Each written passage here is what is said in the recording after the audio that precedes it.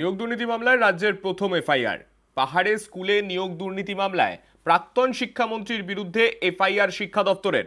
শুধু পার্থ চট্টোপাধ্যায় নন, প্রাক্তন জিটিএ কর্তা বিনয় তামাং, তৃণমূল ছাত্র পরিষদের রাজ্য সভাপতি চিরাঙ্কুর ভট্টাচার্যের বিরুদ্ধেও এফআইআর করা হয়েছে। সূত্রের খবর, এফআইআরে তৃণমূলের একাধিক নেতার নাম রয়েছে।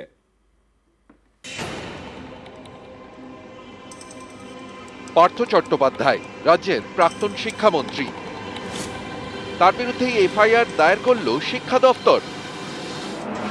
নিয়োগ দুর্নীতিতে পার্থ চট্টোপাধ্যায়কে গ্রেফতার করেছে ইডি। জেলে থাকা প্রাক্তন শিক্ষামন্ত্রীর বিরুদ্ধে এবার এফআইআর দায়ের করল শিক্ষা দপ্তর। জিটিএ এলাকায় নিয়োগ দুর্নীতির অভিযোগে বুধবার এফআইআর করে স্কুল শিক্ষা দপ্তর। বিধাননগর উত্তর থানায় করা এই এফআইআরে নাম রয়েছে প্রাক্তন জিটিএ কর্তা বিনয় তামাংয়ের। তৃণমূল ছাত্র পরিষদের রাজ্য সভাপতি চিরাঙ্কুর ভট্টাচার্যের। সূত্রের খবর, তৃণমূলের একাধিক নেতারও নাম রয়েছে শিক্ষা দপ্তরের করা এফআইআরে। স্কুলের নিয়োগ দুর্নীতি মামলায় এই প্রথম এফআইআর করল রাজ্য। এটি জিটিএ এলাকায় নিয়োগ দুর্নীতি মামলায়।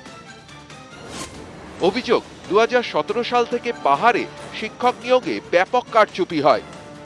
কোন রকম পরীক্ষা ছাড়াই 1053 জনকে নিয়োগ করা হয়।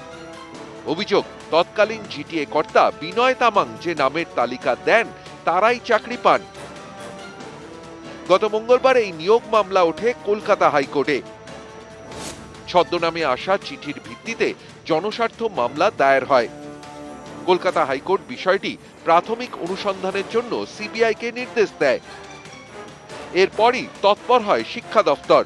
স্কুলে নিয়োগে ভুরি ভুরি দুর্নীতির অভিযোগ। প্রাক্তন শিক্ষামন্ত্রী ছাড়াও তৃণমূলের একাধিক বিধায়ক এবং নেতা গ্রেফতার হয়েছেন। শিক্ষা দপ্তরের ভূমিকা নিয়ে প্রশ্ন উঠেছে। এবার পাহাড়ে নিয়োগ দুর্নীতির অভিযোগ প্রকাশ্যে আসতেই তৎপর হয় শিক্ষা দপ্তর, দায়ের করে এফআইআর।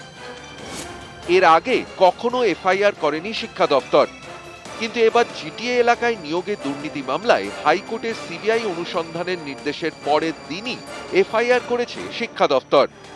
পর্যবেক্ষকদের একাংশের ধারণা, এবার যাতে শিক্ষা দপ্তরের ভূমিকা নিয়ে আইনি প্রশ্নের মুখে পড়তে না হয় সেই কারণেই এফআইআর।